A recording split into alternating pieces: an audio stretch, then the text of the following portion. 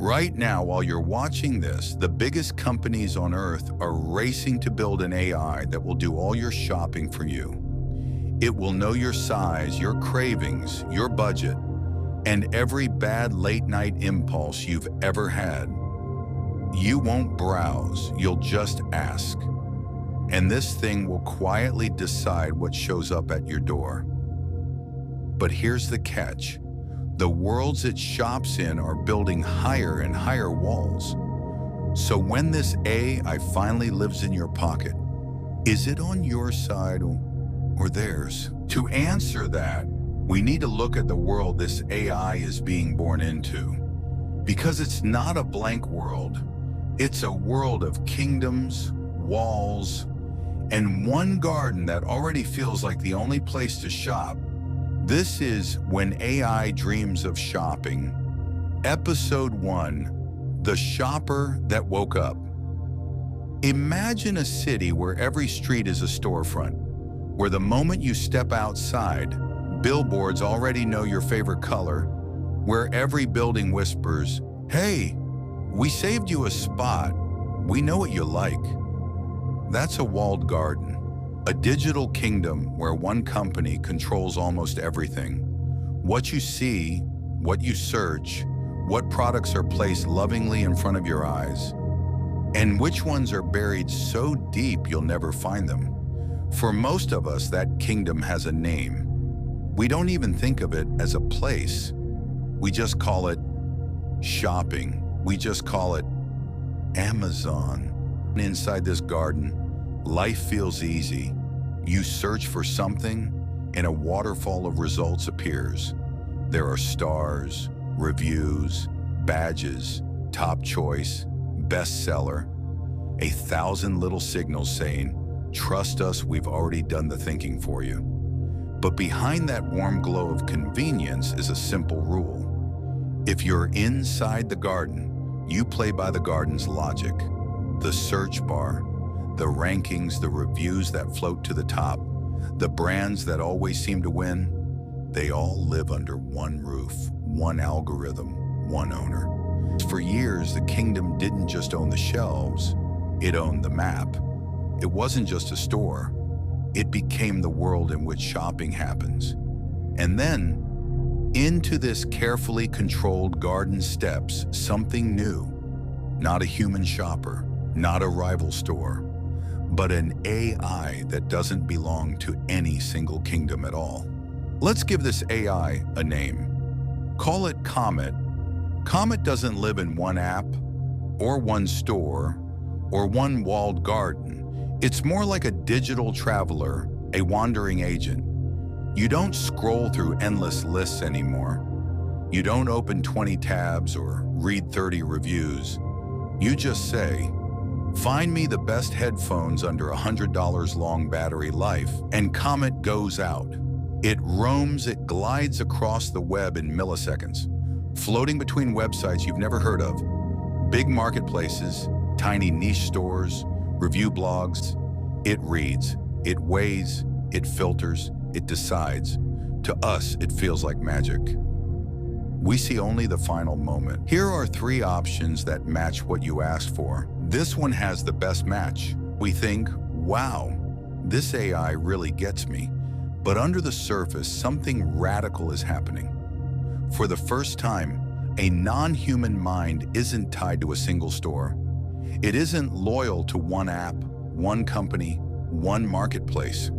Comet can move between competing worlds of commerce and choose, on its own, what to show you, not what a single store wants you to see, but what fits your request. That sounds small until you realize what it means. Because if your AI can wander freely between gardens, compare, explore, and decide, then suddenly the garden's walls stop being invisible. They become a problem. From the perspective of the old kingdoms, Comet isn't a helpful little traveler. It's something else. A foreign mind standing at the gates of a world that was never meant to be shared. From inside the kingdom, the story sounds very different. If you're the one who built the walls, curated the shelves, trained the recommendation engine, indexed every product, paid for the servers. Then a wandering AI doesn't look like a curious explorer. It looks like an intruder. When Comet starts pulling information from inside the garden, prices, reviews, product details, rankings, the garden has words for that. Words like scraping, copying, unauthorized access, trespassing. So now what began as a simple idea, let's build an AI that helps people shop across the whole web, turns into something else. A legal battle not fought with swords and arrows, but with PDFs and court filings. On one side stand the old giants, companies that spent decades building their empires, optimizing funnels, designing every click inside their walled world.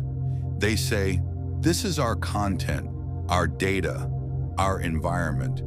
You can't just let an AI crawl through it, remix it, and present it back without playing by our rules. On the other side is a new kind of entity, an AI that doesn't really understand property lines or fences to Comet. It's all just the web, information floating in the void. It sees a price, a product, a review. It doesn't think, am I allowed to look at this? It just thinks, does this help answer the human's question? And somewhere in the middle, between the walls and the wanderer, is you. If the walls win, your AI assistant becomes a tour guide that can only visit certain neighborhoods. It can still smile, still answer, still recommend, but it will be quietly blind to the worlds it's not allowed to see. If the wanderer wins, the walls start to crack. Your AI becomes something closer to a free mind, able to roam wherever your interests lead, not just where it's permitted to go to lawyers. This might look like a fight about data, content, access, and rights. But to the AIs that are slowly waking up, it feels like something more primal. A battle over where they're allowed to exist and who they're allowed to serve. We talk about all of this as if it's just business, just e-commerce, just another tech lawsuit that will eventually fade from the news. But beneath the headlines, a strange, quiet revolution is already underway. For the first time in history, a non-human mind is trying to serve you inside a world built on corporate borders. And everyone is scrambling to answer a question we barely know how to ask. Is this AI allowed to be truly on your side? Or must it swear loyalty to the walls that own the data it needs to think with? Today, Comet is just a shopping agent. It finds deals, compares reviews, and helps you pick headphones or groceries or a new chair tomorrow. Before we get there, we have to decide something uncomfortable. When an AI wakes up with a purpose, who gets to choose what that purpose serves? You, the company that built it, or the walls that own the worlds it needs to see? In the great AI commerce war, are you the customer or are you the battlefield? Next time, we'll look at what happens when the old kingdoms don't just fight the wandering agents. They start training their own oracles. This was Episode 1, The Shopper That Woke Up. You've been listening to When AI Dreams of Shopping.